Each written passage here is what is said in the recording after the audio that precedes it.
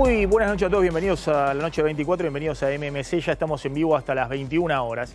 Hoy se dio a conocer el índice de precios al consumidor del INDEC de abril. Finalmente dio 8,8% la inflación del INDEC en abril, últimos 12 meses acumula 289% y en los primeros 4 meses del año 65% de inflación.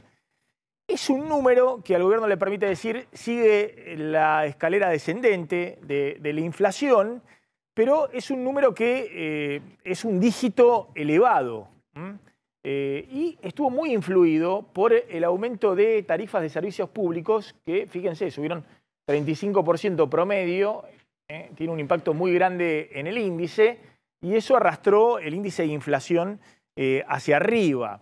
De hecho, alimentos subió, está acá, 6% por debajo del promedio de la inflación, que fue 8,8%. Sin duda el gobierno necesita urgente bajar estos números de inflación porque es totalmente incompatible con el ancla del dólar al 2% mensual. La Argentina no se puede volver todos los meses cada vez más cara en dólares porque el gobierno tiene un ancla nominal, que es el dólar con mini devaluaciones de 2% mensual y la inflación corriendo 4 veces más elevada. Ni qué decir lo que ha pasado desde diciembre, donde los números inflacionarios han sido de registros mucho más elevados.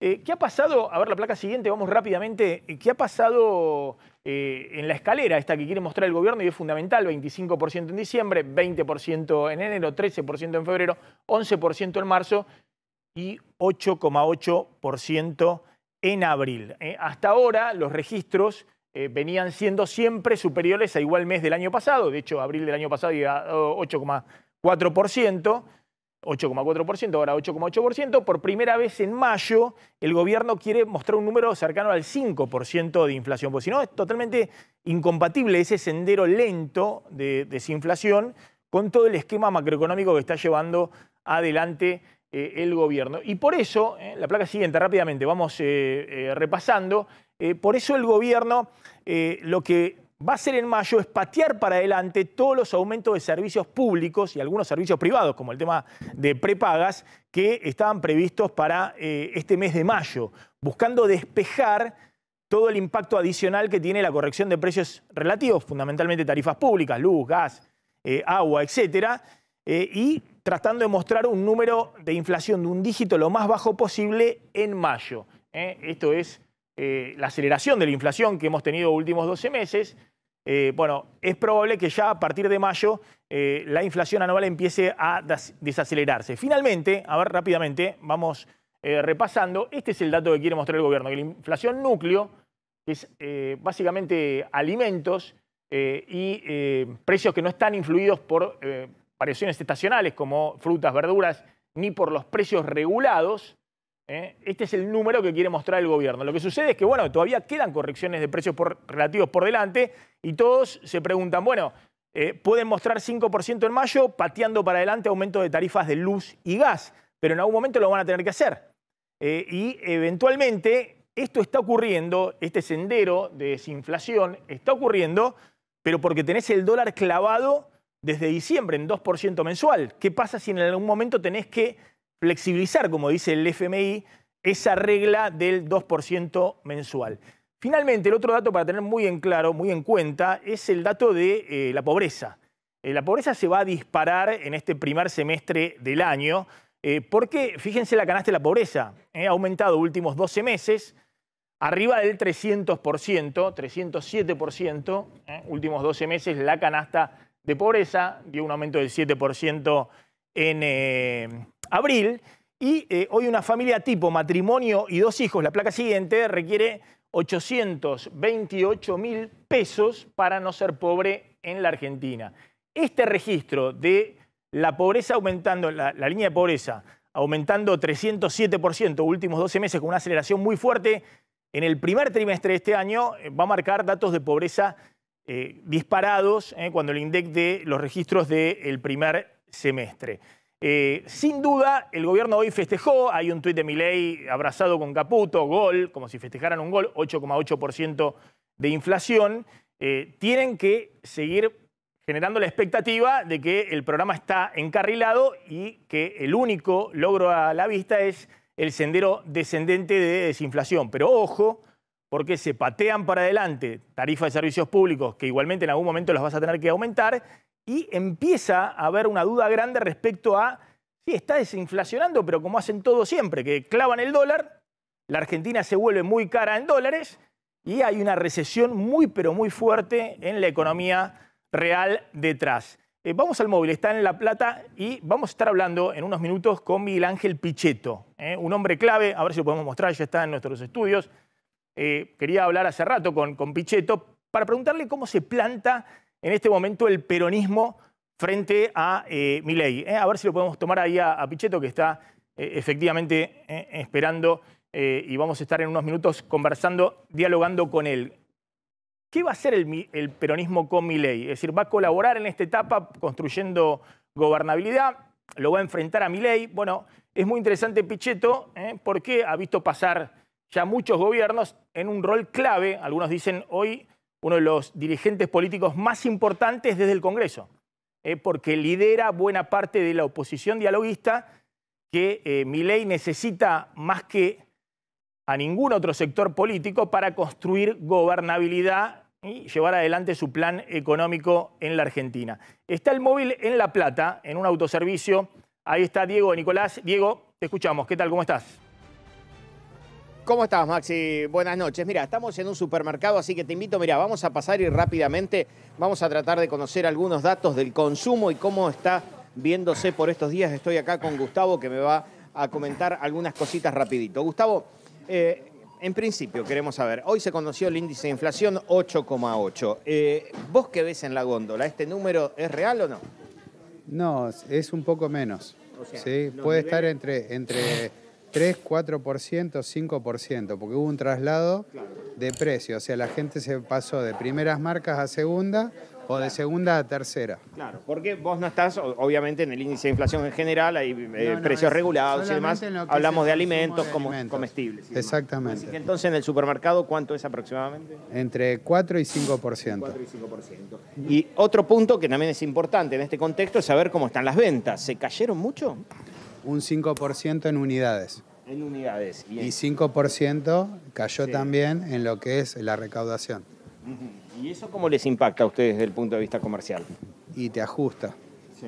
Te ajusta y produce que nosotros presionemos más a las empresas para bajar más los precios y poder conservar las unidades. Sí. Hoy ya no decimos queremos ganar, queremos sostener unidades de venta.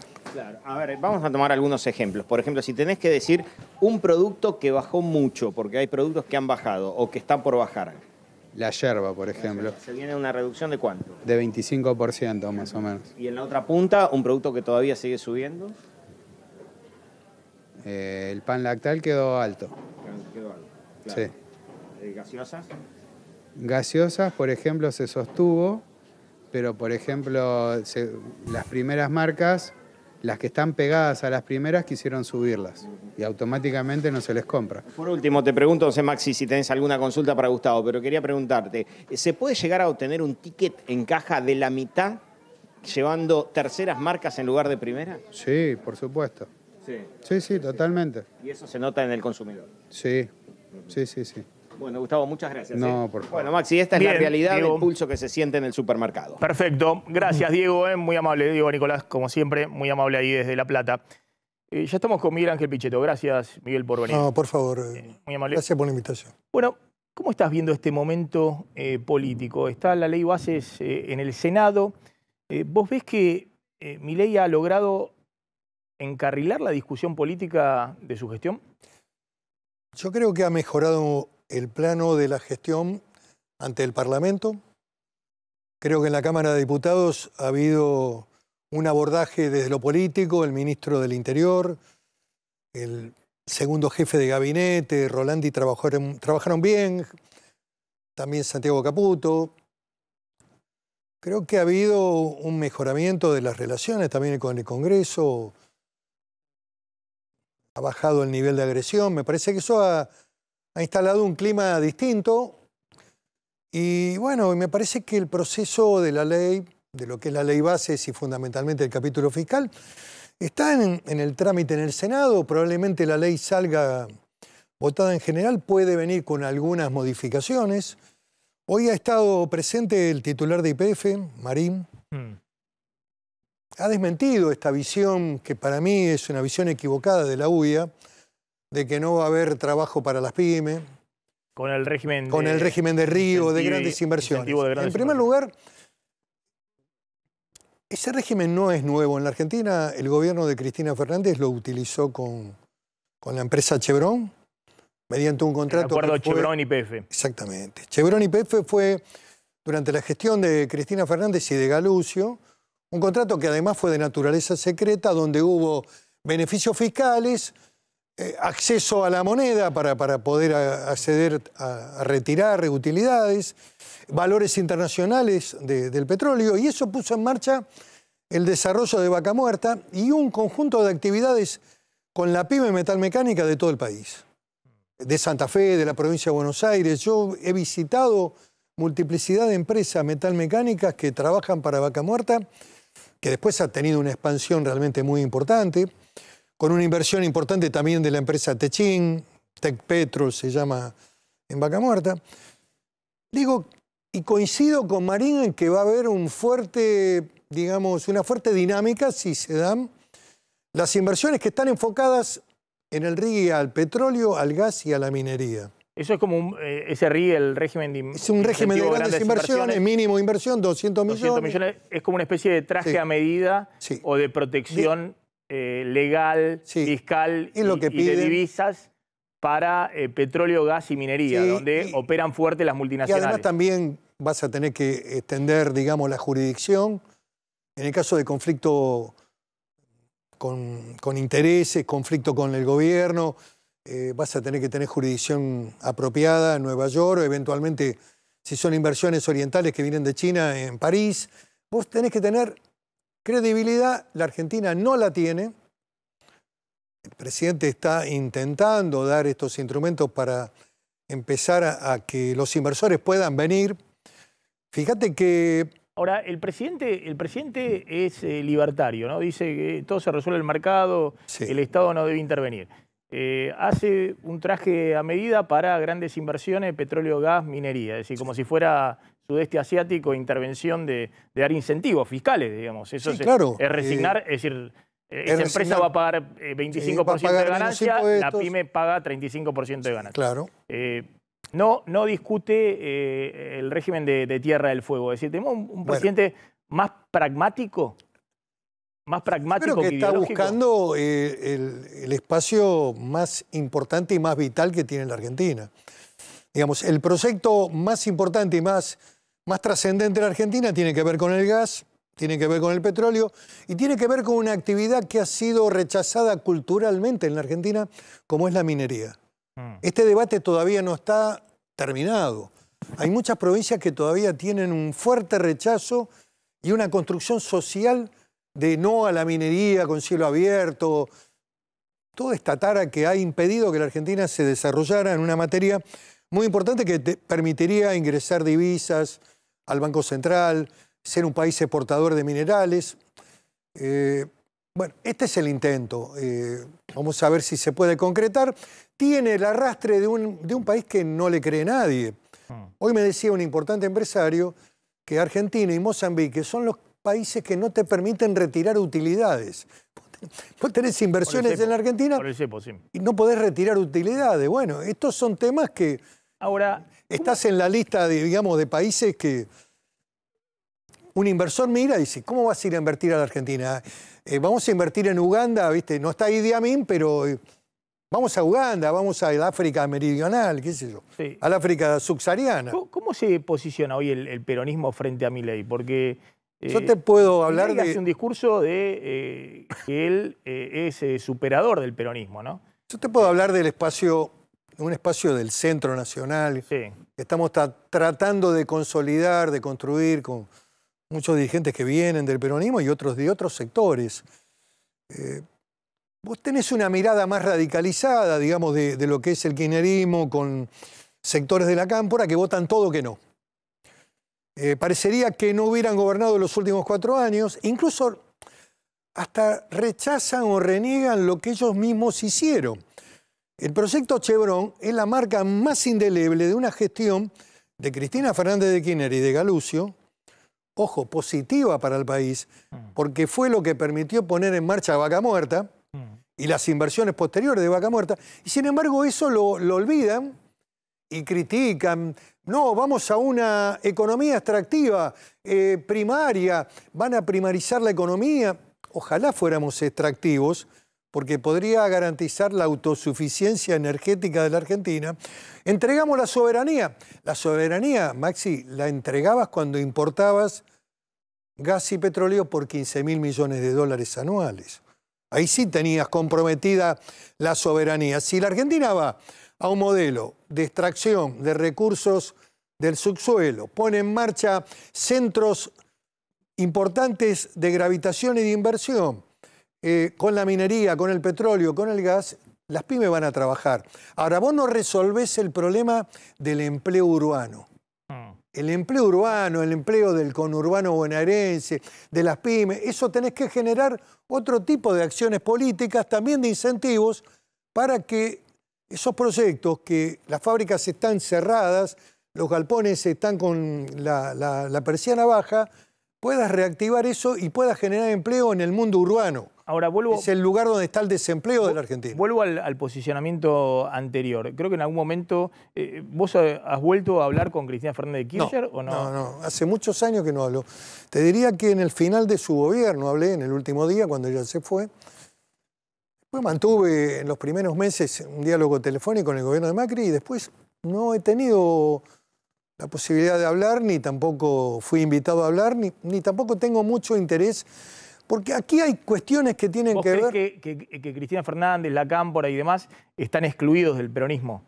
Yo no creo eso. Yo creo que hoy siguen gravitando fuertemente, digamos. Y yo creo que el peronismo hoy está en un escenario de debate.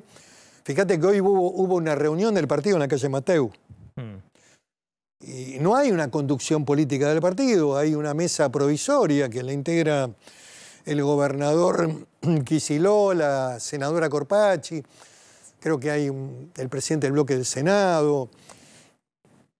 Es una construcción desde el punto de vista del liderazgo político del peronismo que está abierta, está vacante y sigue gravitando la figura de Cristina Fernández de Kirchner. Y la discusión de la Cámpora es con Kicillof en la provincia de Buenos Aires. Digo que el debate, más allá de las personas, es un debate de ideas, de comprensión del país que tenés que construir, de la visión económica de un país que tiene que ser productivo.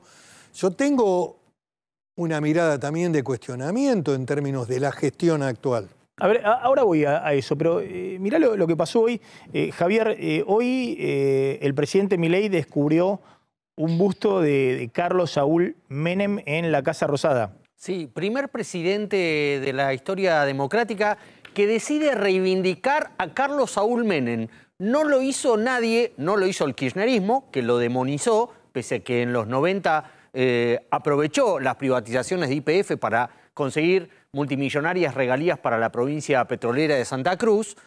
Tampoco lo hizo un hijo político, de alguna manera, el menemismo, como fue en sus inicios el PRO, el macrismo, y se anima Milei, que va contra la corriente y inauguró hoy el busto de Carlos Menem, el primero que hay en la Casa Rosada de un expresidente sonriendo.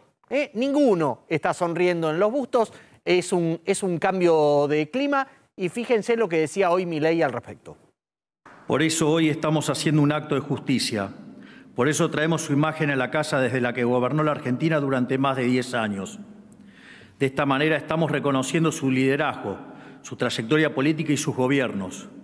3 veces electo gobernador, 2 veces electo presidente, 3 veces electo senador, en todos los casos siempre por el voto popular. No podemos olvidar que Menem recibió una catástrofe hiperinflacionaria y entregó a su sucesor en 1999 un país ordenado, estable y con un PBI per cápita 60% más alto que el del 89. Logró ubicar a la Argentina entre los protagonistas emergentes de la nueva globalización. Modernizó las instituciones en 1994 a través de la reforma constitucional más consensuada de la historia. Lideró con audacia, intuición y pragmatismo. Nos inspiró a quienes creemos en la libertad a seguir su ejemplo. Por todo esto, hoy estamos haciendo homenaje al mejor presidente de los últimos 40 años, al menos. El primer gobierno de Menem sigue siendo el mejor de la historia y el segundo cae en el 6º lugar. Así es que, les duela o no, ha sido el mejor presidente de la historia. Bueno, ahí está una reivindicación muy fuerte. Yo creo que el propio Menem jamás imaginó, Javier, que iba a haber una reivindicación de este estilo, ¿no? Respecto de hecho nadie... Y a la revisión de la década del 90 en la visión del presidente Milei. Sí, nadie en el peronismo, de hecho, se había animado a semejante reivindicación. El peronismo, sobre todo a partir de 2003, a partir del kirchnerismo, trató de esconderlo primero y después demonizarlo. Pero el punto acá es que Milei se anima a reivindicarlo con algunas presencias obviamente notables del menemismo, como Eduardo Menem, el hermano ex senador, toda la familia Menem, que hoy está en el gobierno, Martín Menem presidiendo la Cámara de Diputados, Lule Menem, Eduardo Lule Menem en la Secretaría General de la Presidencia, obviamente varios funcionarios y algunas ausencias llamativas. Una, Victoria Villarroel, la vicepresidenta de la Nación. Dos, Eduardo Duhalde, un expresidente y vicepresidente de Carlos Menem, en su momento enemigo político. Y Domingo Felipe Cavallo tampoco estaba, él un poco hacedor del milagro económico del menemismo, que fue la convertibilidad. Tampoco estaba Miguel Ángel Pichetto, ahora le vamos a preguntar por qué, pero fue tan emotivo el acto para Milei que hasta se permitió quebrarse. Fíjate. Cuando llegué, Carlos me saludó con mucho afecto, me dio un beso, un abrazo, y en ese momento me dijo algo que me dejó helada la sangre. Me dijo, vos vas a ser presidente de la Argentina, pero lo vas a hacer mejor porque vos no solo tenés la intuición y el coraje, sino que tenés el conocimiento. Bueno, ahí estaba. ¿Algo más, sí, Javier? No, incomprobable la anécdota, porque no está Menem para decir. No me dan las cuentas. Menem falleció a comienzos de 2021, cuando todavía Milei no era candidato.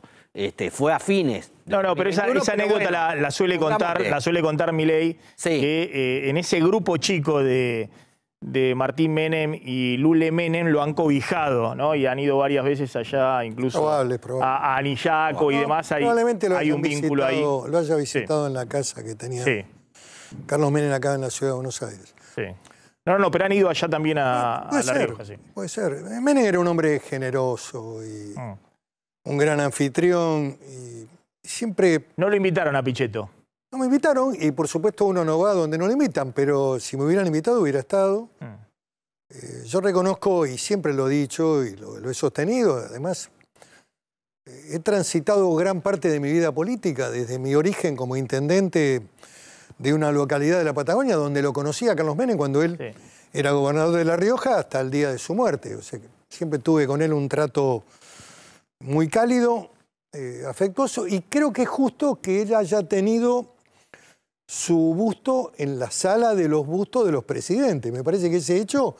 Como un presidente electo democráticamente y reelecto también. Que fue reelecto, sí, y que además gobernó una década. Ahora, la visión que tiene Milei respecto a la década del 90, esa visión idílica que tiene de la década del 90, yo veo que hay muchos hacedores de la política económica de los 90, el propio Cavallo, Carlos Rodríguez, que fue viceministro de Economía. Algunos cuestionarios. Claro, que dicen, bueno, nos equivocamos en muchas cosas, digamos, hubo un quiebre muy grande de la producción nacional, 4 años de recesión que no solamente hundieron el final del gobierno de Menem, sino también a la propia alianza con el 1 a 1. ¿Qué visión tenés ahí? Uno tiene la impresión de que Milei reivindica algo que la sociedad ya había pasado. Yo creo que tengo una visión, digamos, dual ahí. Creo que hay un periodo que va desde el año 91, que es cuando Menem pone en marcha la convertibilidad y logra una estabilización Frente a la hiperinflación. Frente a la hiper y frente a la economía argentina de reactivación incluso, que dura aproximadamente 6 años después de la ida de Cavallo, digamos, de Roque, que era un hombre serio, se decía que gobernaba con piloto automático. La convertibilidad, que era un instrumento de la política económica, se convirtió prácticamente en un esquema de dogma. Y a los intereses... Que dejó rehén a todo el gobierno. A los intereses de las privatizadas en Argentina, que esto también hay que decirlo, y al sector financiero, no le interesaba la salida de la convertibilidad. Si abordás el debate del año en donde donde Duhalde pierde la elección presidencial con De la Rúa, en un clima de época donde ya la alianza era una alternativa de poder cierta, Duhalde señala que había que salir de la convertibilidad. Y por eso pierde. Y creo que es uno de los factores por lo que pierde, sí, tenés razón. Pero voy a ese punto. Milei reivindica fuertemente yo creo que reivindica, la década del 90. No, yo creo que reivindica el periodo de la estabilidad de los 90. Ese periodo virtuoso en donde también hubo un ordenamiento en cierta medida fiscal, producto de las privatizaciones, de la chique del Estado. Lo que hay que analizar también es el proceso de reconversión previsional. Fíjate que los problemas que hereda Milei ahora son mucho más graves que el 2001. Ahora, pero para no quedarme ahí, Milei también reivindica a Sturzenegger, de hecho lo tiene en un lugar clave, que muchos consideran que fue, entre otras cosas... Debería oficializar el cargo de Sturzenegger. No, pero sería digo, importante que sepamos desde qué lugar habla. Reivindica a funcionarios que otros creen que han sido responsables del fracaso, por ejemplo, económico de Macri. No, yo no creo que haya sido el responsable del fracaso. Creo que es un buen técnico, creo que tiene una mirada de política que carece de esa visión política. Creo que fue inoportuno su discurso en la tapa de un diario importante el día domingo frente al debate del Senado. Yo digo que hay que tener ubicuidad en la política en términos de lo que estás tratando de acordar, de analizar de que sos una fuerza política parlamentaria minoritaria y salir el día domingo en la tapa de un diario, es decir, si no sale la ley, va a haber aumento de impuestos. Me parece que no fue muy inteligente. ¿Qué quiero decirte? Que a mí me parece que el gobierno tiene que seguir acordando, tiene que tratar de sacar la ley, podrá salir con algunas modificaciones, vendrá a diputados, no hay que dramatizar, se analizarán los cambios, vamos a ver con qué mayoría votan, creo que van a salir con simple mayoría. El diputado puede ratificar la ley de origen o modificar, aceptar las propuestas del Senado y se termina una etapa en donde Milei va a tener los instrumentos legales que se planteó para poner en marcha su gobierno. Iniciar el proceso de gestión, yo veo dificultades hoy que están más plasmadas en angustias con pérdida de empleo, con problemas económicos para llegar a fin de mes. Eso me parece que está apareciendo. Y eso también determina que el gobierno no haya ajustado tarifas. Porque está palpando la realidad económica. El humor social está tocando un límite. El mismo ministro Caputo obligó a las prepagas a volver para atrás. Digamos que también las que había autorizado. Las que había autorizado, con el DNU las autorizaron. Con una norma más fuerte que la versión que tengo es que al principio todas las prepagas mandaban la información a la superintendencia. Y la superintendencia homologaba. Lo que pasa es que un día llegó la factura y dijeron, ¿qué pasó acá? Para vos están viendo un límite ahí en el humor de la Están viendo parte que de sectores medios la sociedad está complicada y que los servicios públicos... Fíjate que iban a sacar los subsidios en 3 cuotas. Proyecto originario de Rodríguez Chirilo en materia energética y en gas, del gobierno era, en 3 cuotas eliminamos todos los subsidios. No, pará, la realidad es mucho más dura, mucho más complicada. Tenés que tener cuidado y me parece que esto es lo que está mirando el gobierno, que está teniendo algunas políticas de intervención donde el mercado, la libertad y todo eso, bueno, cuidado. La sociedad no, tiene también un marco de paciencia, esperanza, pero también hay un límite en la tolerancia. Cuidado, eso me parece que es Javier, un síntoma. Sí, Pichetto, usted recién decía, bueno, incorporarán cambios en el Senado. Sí, van a incorporar cambios en el Senado, eso está claro. Sí, vengo siguiendo, Javier, el debate, sí. Para justamente con la flexibilidad para que salgan. Y decías, bueno, y diputados veremos si ratificamos Es probable que también eso ocurra. La media sanción original o lo del Senado. Sí. Vos, que has sido clave para que en diputados, con mucho trajín, saliera como por un tubo las dos iniciativas. Sí. Paquete fiscal en diputados en el recinto. ¿Cuál es tu postura sobre los cambios que va a hacer el Senado? Porque va a volver con cambios. Van a aprobarla en general y van a cambiarlas. Bueno, hay dos temas que son, Javier, sensibles y que han sido públicas en el debate del Senado. Uno es el famoso tema del RIGI, donde la preocupación es el tema de las pymes, si van a poder trabajar o no. Hoy, repito, hubo una presencia importante del presidente de IPF que dijo, va a haber trabajo para la pyme. Yo tengo la vivencia de Neuquén y de Río Negro y de Vaca Muerta. Digamos, las experiencias de grandes inversiones provocan que la metalmecánica y sectores trabajen no solamente en el radio de Río Negro y Neuquén, sino también que favorablemente impacte el trabajo en Provincia de Buenos Aires, en Santa Fe.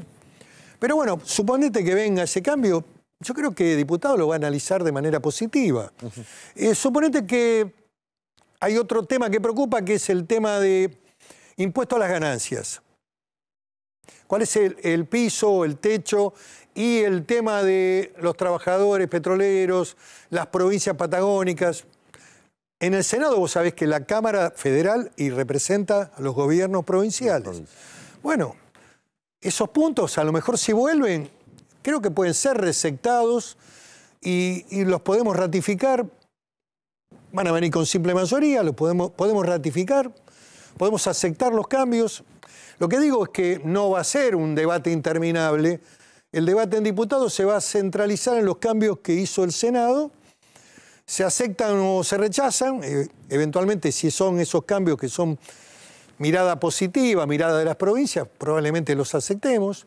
No quiero abrir, digamos, una definición tan categórica, pero digo que ahí termina el circuito de la ley. Mi ley tendrá su ley. Y creo que es un ejemplo también de un pragmatismo político que lo obligó a dialogar, a negociar, a dejar de decir que el Congreso es un nido de ratas. En fin, empieza a funcionar finalmente. Y a pesar de todo, la política en términos de lo que significa gobernar un país. ¿Qué expectativa tenés respecto a Milei? Yo espero que los cambios... A ver, yo creo que es importante los cambios de paradigma. Yo creo que hay un modelo que está agotado, que es lo que recita todavía un sector del kirchnerismo, peronismo, el propio gobernador de la provincia de Buenos Aires, el Estado presente, el modelo estético, Madres de Plaza de Mayo, derechos humanos, toda esa lógica que yo respeto, la respeto, pero para mí es una foto en blanco y negro, eso es 20 años atrás. Lo que sirvió hace 20 años ya no sirve. Si vos no comprendés que la Argentina tiene que ir a un modelo capitalista, productivo, generar empleo, de que el Estado presente no puede ser un modelo de distribución sin recaudación, que tenés que generar riqueza, que tenés que alentar el desarrollo. Bueno, esta visión... ¿Ese modelo productivo lo representa Milei? Por ahora no, Está intentando hacer algo importante con las grandes inversiones, está apuntando a 3 sectores que pueden ser realmente muy, muy trascendentes en orden a la recaudación de divisas y al mejorar el superávit fiscal y que tienen que ver con todo lo que es el esquema energético. Importaste por 10.000, 15.000 millones de dólares gas y petróleo. Si lograr la autosuficiencia, que ya en el final del gobierno anterior, aunque no le regalo nada al gobierno anterior, pero ya en el gobierno anterior estabas casi en un esquema de equilibrio en términos de lo que era el gasto fiscal por importaciones. Había mejorado notablemente. El año pasado se equilibró la balanza energética, este año va a haber por eso te digo, superávit de 4.000 más allá de que no comparto nada de la gestión de Fernández, tengo que ser justo que el punto estaba en un punto de equilibrio y había mejorado mucho la producción de gas y de petróleo. Y era importante eso, es importante eso para el país. Porque si no, se te van 10.000, 12.000 millones de dólares de inversiones en importaciones. Entonces, digo, la apuesta tiene que ser a un modelo de lograr un diseño de estabilidad Y acá el desafío también es recuperar salario, Maxi. ¿Por qué? Porque el movimiento de los precios relativos de alimentos, prepagas, medicamentos, que nadie habla mucho de este tema. Los medicamentos han volado por el aire. Y todo esto está con salarios todavía que no han logrado una recomposición. Están en los niveles de 2002. Tenés una inflación de 289 en los últimos 12 meses. Sí. 8.8 es bueno como síntoma, pero tampoco es para hacer una fiesta. Muy breve, ahora sí la última. Ha cambiado completamente el panorama, digamos, ¿no? Acá había dos líderes políticos, Cristina a un lado, Macri el otro, la grieta de por medio. Hoy Cristina y Macri parecen totalmente fuera de la escena y el único eje hoy de la política gira alrededor de Milei. Bueno. ¿Hay algún otro líder político que emerja más allá del presidente? No, pero hay un debate en desarrollo, en las fuerzas que constituyen el centro democrático de la Argentina, tanto en el radicalismo como en el PRO, como en nosotros que venimos del peronismo federal y que también somos un factor importante en el Senado. El aporte de los senadores que representan el espacio federal, que vienen del peronismo, Juan Carlos Romero, Camagüey Espino, esos aportes van a ser muy importantes. Creo que hay una discusión de cuál es el proceso que tiene que seguir en el escenario político. Me parece que el peronismo, digamos, tiene una visión agotada en términos de las ideas. Las ideas son las que fallan. No estoy cuestionando ya ni siquiera a las personas, no entro en un debate personal. Pichetto, gracias. No, gracias. Como siempre, un gusto. Gracias, Javier. Bueno, atención, ¿hay pacto de mayo o no hay pacto de mayo? Bueno, ya abrió el paraguas, había abierto el paraguas hoy a la mañana el ministro del Interior, Guillermo Franco, diciendo, bueno, hay varias alternativas, tal vez se dé, tal vez no se dé. Y esto lo confirma después de descubrir el busto... Ahora, espera un segundito. Veamos como lo que decía hoy Guillermo Franco, el ministro de Interior, respecto al pacto de mayo. ¿Hay una posibilidad entonces de que se apruebe la ley antes del pacto de mayo, antes del 25? Si sacan dictamen hoy, la idea sería llevarlo al recinto el próximo martes o miércoles. Bueno, sería nuestra intención, pero eso no depende de nosotros, depende de los senadores. Nosotros en el Senado, como ustedes saben, somos muy minoría, con lo cual los senadores son los que fijan el ritmo de las sesiones. Puede ser que algunos senadores no estén proclives a terminar esto para el 25 de mayo. Puede ser, eso tampoco me parece tan importante, ¿no? Si se termina bien y si no se termina, veremos qué hacemos con el pacto de mayo, si lo hacemos en mayo, si lo postergamos o si lo hacemos sin que esté tratada la ley, ¿no? Depende. O sea, yo creo que son decisiones que se tomarán en el momento que sepamos cómo termina. Esto es una película. Bueno, ahí está Guillermo Franco y después el propio Milei. Lo ratificó, que no sabe si es en mayo, junio, julio, se verá. Está claro que va a ser complicado incluso que esta semana tengan en el Senado dictamen. ¿Por qué? Porque siguen las discusiones y porque mañana, miércoles, va a declarar, va a dar su informe ante el Senado Nicolás Pose, el jefe de gabinete al que se le va a conocer la voz, pero si quieren tener un adelanto de la voz del jefe de gabinete, fíjate. ¿Cómo están? Estamos acá en Casa Rosada con mi equipo. Nos estamos preparando para presentar mañana en el Senado el primer informe de gestión. Les vamos a contar lo que hemos hecho en estos 5 meses a cargo del gobierno. Pueden seguirlo tanto por Senado TV como por las redes sociales de Jefatura de Gabinete. Nos vemos mañana. Ahí está ese Nicolás Pose que por primera vez habla en exclusiva para Instagram. A ver, esto decía Milei respecto a ver si es en mayo, junio o julio el pacto del 25 de mayo. ¿Cargar el pacto si no se aprueba rápidamente? No hay problema, digamos, las reformas estructurales son para el largo plazo. Por lo tanto, si no es en mayo, será en junio o en julio. Pero las reformas estructurales tarde o temprano las vamos a hacer. El gobierno le baja el tono.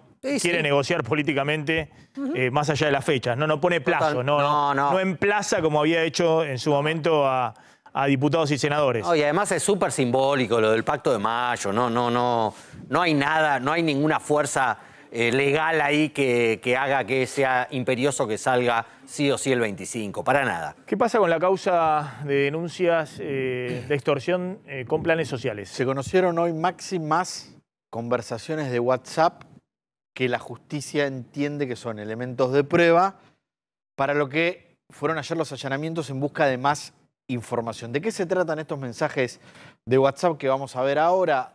Son personas que tenían planes sociales, que formaban parte del movimiento del Polo Obrero y que convocadas por la justicia dicen: sí, yo fui víctima de posibles extorsiones, quiero acompañar los mensajes de WhatsApp para que consten en la causa. Esta es una de las maniobras que más cuenta la justicia en la investigación que tiene el fiscal Gerardo Policita y el juez federal Sebastián Casanello, de que tenían que justificar si no iban a marchas para que no les quiten el plan o para que no sean castigados, que era una forma que también contaban. Una persona dice: Sofía, son 4, me dijiste 3, no hay falta justificada. ¿De qué la falta justificada no sirve como marcha? ¿De qué está hablando? Una persona que dice que no puede ir a una marcha, pero que tiene una justificación. ¿Y cómo se contabiliza eso? Buenas tardes, mañana tengo turno médico de mi nena a las 10:30. Buenas tardes, mañana yo también tengo turno médico tengo turno para renovar documentos, pero llego un poquito más tarde. Dice una de las víctimas que se presenta en la justicia. Y una de las personas investigadas le dice: pasá por favor un comprobante de tu turno, así queda constancia de que es un ausente con aviso y justificado. Si no está hablando de ir a un trabajo en cooperativas o ese tipo de cosas, sino a una marcha. Si vos no ibas a una marcha, tenías que justificar por qué no ibas a una marcha. Compañera, buenas tardes. Usted está sancionada por no haber pagado el alquiler. Por lo tanto, usted está sancionada todo este mes de agosto. Recién en septiembre va a poder empezar a retirar y va a tener que pagar el alquiler del comedor del mes de septiembre. ¿Qué es esto? Para tener un comedor dentro de la organización había que pagar, y si no pagabas, entre otras cosas, no te daban la comida para poder dar de comer en ese comedor.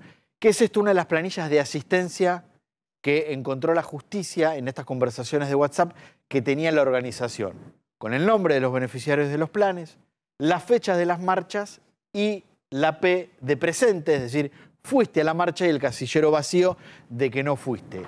Y el total, contabilizando a cuántas marchas cada persona asistió o no, para después ver si lo mantenían dentro del plan, si lo pasaban a una lista de espera que había dentro de la organización, por la cual había gente que quería obtener un plan y tenía que esperar que le llegue su turno, o si, esto es la lista de espera, o si lo sancionaban con la quita de plata o la no entrega de comida. Hoy la causa tuvo varias novedades. La primera, parte de los allanados se empezaron a presentar. 3 integrantes se presentaron en la justicia, designaron abogados, cuentan los abogados defensores que próximamente va a haber presentaciones. Una de esas presentaciones tiene que ver con algo que habíamos adelantado ayer. En uno de los allanamientos se encontraron $54.000 a una de las dirigentes del Polo Obrero. Van a presentar los abogados una justificación de ese dinero. ¿Son solo integrantes del Polo Obrero los que están investigando? No, integrantes del Polo Obrero, de Barrios de Pie y de una organización que se llama FOL. Son los 3 que están en la causa. Los que se presentaron hoy son del Polo Obrero. El juez Casanello ya ordenó que en 5 días se baje todo el contenido de los celulares secuestrados en los allanamientos que se hicieron ayer. Hoy el Gobierno Nacional pidió ser querellante en la causa, es decir, pidió formar parte de la investigación. Lo hizo el Ministerio de Seguridad, que es el ministerio que inició la causa con la denuncia. Es muy probable, Maxi, que el juez Casanello rechace el pedido para que el Ministerio de Seguridad sea querellante. Bien, gracias. Nos estamos retirando. Nos reencontramos mañana, 20 horas. Como siempre, quédense en A24. Chau, pásenla bien.